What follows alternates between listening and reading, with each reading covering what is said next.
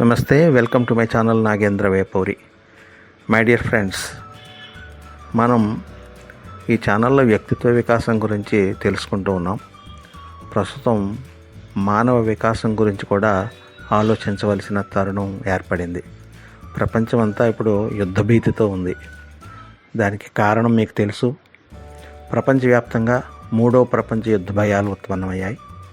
America president Donald Trump పొరుగున ఉన్న Venezuela దేశం యొక్క అధ్యక్షుడిని, అతని భార్యని అక్రమంగా అరెస్ట్ చేసి అమెరికాకు తీసుకొచ్చి ట్రయల్ చేయడమే కాక తదుపరి లక్ష్యాలుగా కొలంబియా, క్యూబాలపై కూడా చర్యలు తీసుకుంటానని, అలాగే గ్రీన్లాండ్ని వశం చేసుకుంటానని హెచ్చరించడమే కాకుండా ఉక్రెయిన్పై యుద్ధం చేస్తున్న రష్యా నుండి ముడిచమురుకుంటున్నారన్న కారణంగా భారత్ లాంటి పలు దేశాల మీద 500% ట్యాక్సులు విధించే ప్రయత్నం చేయడం ఇత్యాదులన్నీ కూడా ప్రపంచ శాంతికి భంగం కలిగించే చర్యలు కాగా, ఇటీవల అట్లాంటిక్ సముద్రంలో గల రష్యన్ నౌకని స్వాధీనం చేసుకొని రష్యా అధ్యక్షుడు పుతిన్కి ఆగ్రహం తెప్పించడం, ఆయన అంతకుముందు తన ఇంటిపై దాడి చేయించిన ఉక్రెయిన్పై ప్రతీకార చర్యగా అధునాతన మిసైల్స్ ప్రయోగించి ఉక్రెయిన్లోని పలు నగరాల మీద ప్రయోగించి ధ్వంసం చేయడం, ఈ నాటో దేశాలకి తీవ్రమైన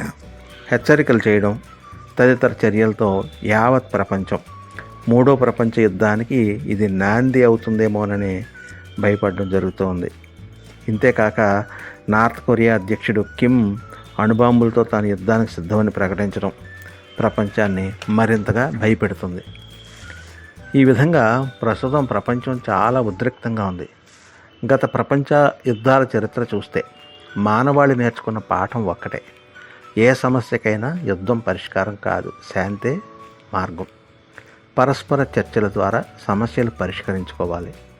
ప్రజలందరినీ శాంతిగా బ్రతకనివ్వాలి. రెండో ప్రపంచ యుద్ధం చివరిలో జపాన్ నగరాల మీద అమెరికా వేసిన అణుబాంబులు మానవ చరిత్రలో అత్యంత భయంకరమైన ఘటనలుగా నిలిచాయి.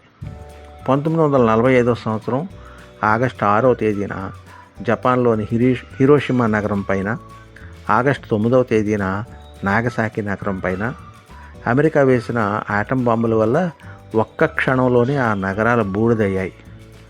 లక్షలాది మంది అమాయక ప్రజలు అసూలు బాశారు. తీవ్రమైన ఉష్ణోగ్రత వల్ల నామరూపాలు లేకుండా మనుషులంతా ఆవిరైపోయారు. భవనాలు, వంతెనలు, రహదారులు పూర్తిగా ధ్వంసమైపోయాయి. రేడియేషన్ వల్ల బ్రతికి ఉన్న వారిలో దీర్ఘకాలిక రోగాలు ప్రబలాయి. క్యాన్సరు, చర్మ వ్యాధులు విజృంభించాయి. అపరిమితంగా జెనెటిక్ డ్యామేజ్ జరిగింది. సంవత్సరాల పాటు ప్రజలు బాధలు పడ్డారు. లక్షలాది మంది అనాథలుగా మిగిలారు. మానసిక గాయాల నుండి బయటపడక ట్రామాకు లోనయ్యారు.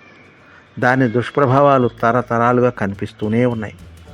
ఆ విధంగా అణుబాంబు యొక్క శక్తి, దానివల్ల కలిగే వినాశనం ఎంత ప్రమాదకరమో ప్రపంచానికి తెలిసింది. ఒక ఆయుధం లక్షల ప్రాణాలు తీస్తుంది అనే చేదు నిజం తెలిసి యుద్ధం కాదు, శాంతి కావాలి అని ప్రపంచవ్యాప్తంగా కోరుకోవడం జరిగింది. అసలు ఈ ప్రపంచ యుద్ధాలు ఎందుకు జరిగాయి అనే కారణాలు విశ్లేషిస్తే 1914 నుండి 1918 వరకు జరిగిన మొదటి ప్రపంచ యుద్ధంకి తక్షణ కారణం ఆస్ట్రియా యువరాజు ఆర్చ్ డ్యూక్ ఫ్రాంజ్ ఫెర్డినాండ్ యొక్క హత్య. తత్ఫలితంగా వివిధ మిత్ర దేశాలు ఒప్పందాలు కుదుర్చుకొని యుద్ధాలు చేశాయి. బ్రిటన్, ఫ్రాన్స్, రష్యా, అమెరికా అనేవి ఎలైడ్ ఫోర్సెస్ అంటే మిత్రశక్తులు కానీ, జర్మనీ, ఆస్ట్రియా, హంగరీ, ఒట్టోమన్ సామ్రాజ్యం సెంట్రల్ పవర్స్ అంటే కేంద్ర శక్తులుగాను పాల్గొన్న ఆ యుద్ధంలో ఎలైడ్ ఫోర్సెస్ గెలిచాయి. లక్షలాది మంది మరణించారు. వెర్సైల్స్ ఒప్పందం ద్వారా జర్మనీపై కఠినమైన శిక్షలు విధించబడ్డాయి. లీగ్ ఆఫ్ నేషన్స్ అంటే నానాజాతి సమితి ఆవిర్భవించింది. వెర్సైల్స్ ఒప్పందంపై అసంతృప్తి చెందిన జర్మనీ హిట్లర్ నేతృత్వంలో విస్తరణవాదం అమలు చేసే ఉద్దేశంతో పోలాండ్పై దాడి చేయడంతో 1939లో రెండో ప్రపంచ యుద్ధం మొదలై 1945 వరకు జరిగింది. దీనిలో యాక్సిస్ పవర్స్ అంటే అక్షశక్తులుగా జర్మనీ, ఇటలీ, జపాన్ ఒకవైపు, మిత్రశక్తులు అంటే అలైడ్ ఫోర్సెస్గా Britain, America, France, Soviet Union మరోవైపు ఉండి పోరాడాయి.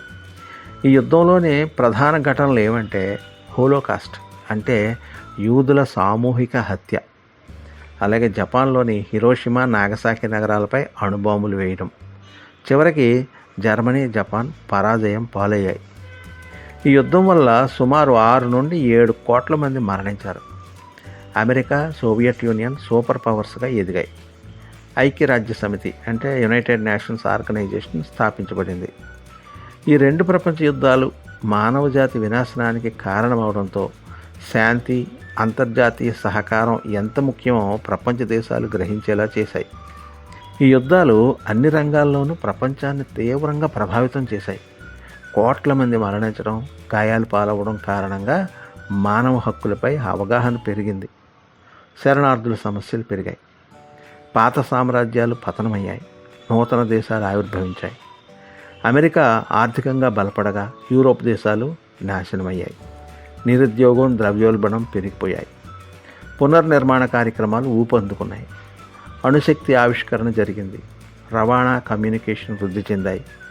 ఆయుధ సాంకేతికత వేగంగా పెరిగింది.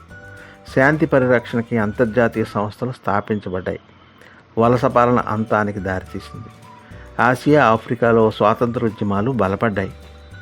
ప్రస్తుతం ప్రపంచంలో ఉక్రెయిన్, రష్యాల మధ్య యుద్ధం 2022 నుండి కొనసాగుతూ ఉంది.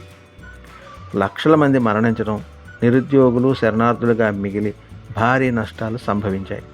ఈ యుద్ధం ఇంకా సమాప్తం కాలేదు. అలాగే ఇజ్రాయిల్, పాలస్తీనా మధ్య కూడా చానాళ్లుగా యుద్ధం కొనసాగుతూ ఉంది. భారీ నష్టాలతో పాటు ఎంతోమంది మరణించారు. ప్రస్తుతం అమెరికా, రష్యాల మధ్య ప్రత్యక్ష యుద్ధం లేదు, కానీ ఉద్రిక్త వాతావరణం చోటు చేసుకుంది. దీనికి ప్రధాన కారణం 2022లో ప్రారంభమైన రష్యా ఉక్రెయిన్ యుద్ధం ఇప్పటికీ కొనసాగుతూ ఉండగా అమెరికా, నాటో దేశాలు ఉక్రెయిన్కి భారీ సాయం అందిస్తున్నాయి. రష్యా దీనిని వ్యతిరేకిస్తుంది. ఇటీవల ప్యారిస్లో జరిగిన సమావేశంలో అమెరికా భద్రత గ్యారంటీ ఇవ్వడానికి అంగీకరించింది. అంటే రష్యా అగ్రెషన్ని ప్రత్యక్షంగా ఎదుర్కోవడానికి సహాయం చేయడం అన్నమాట ఉక్రెయిన్కి. అలాగే అమెరికా సెనేట్లో శాంక్షనింగ్ రష్యా యాక్ట్ వంటి బిల్లులు రష్యా ఆర్థిక వ్యవస్థను దెబ్బతీసే ఉద్దేశంతో ఉన్నాయని రష్యా దీన్ని తీవ్రంగా వ్యతిరేకిస్తుంది. ప్రస్తుతం ప్రెసిడెంట్ ట్రంప్ యొక్క చర్యలు అటు వెనిజులా ప్రెసిడెంట్ని అరెస్ట్ చేయడం, రష్యా ఆయిల్ షిప్ని స్వాధీనం చేసుకోవడం, అలాగే రష్యాతో వ్యాపారం చేసే దేశాలపై టారిఫ్ విపరీతంగా విధించడం, గ్రీన్లాండ్ను ఆక్రమించుకుంటానని హెచ్చరించడం, కొలంబియా, క్యూబాలపై కూడా చర్యలు తీసుకుంటానని హెచ్చరించడం, ఇటువంటి చర్యలన్నీ కూడా ప్రపంచంలో అశాంతిని కలిగిస్తూ ఉన్నాయి. యుద్ధాల వల్ల కలిగే విపరీతమైన పరిణామాల దృష్ట్యా ఏ యుద్ధమైనా ప్రపంచ శాంతికి విఘాతం కలిగిస్తుంది కాబట్టి వాంఛనీయం కాదు.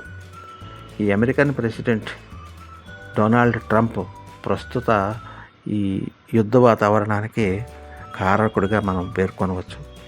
కానీ అతి త్వరలో వారి మధ్య సయోధ్య కుదిరి యుద్ధ వాతావరణం పోయి ప్రపంచమంతా శాంతి వైపు అడుగులు వేస్తుందని ఆశిద్దాం. విన్నందుకు ధన్యవాదాలు. ఇష్టమైతే లైక్ చేయండి, మీ ఫ్రెండ్స్ కూడా షేర్ చేయండి. అలాగే ఇంతవరకు మీరు నా ఛానల్కి సబ్స్క్రైబ్ చేసుకుని ఉండకపోతే వెంటనే సబ్స్క్రైబ్ చేసుకోండి. ధన్యవాదాలతో మీ నాగేంద్ర వేపూరి.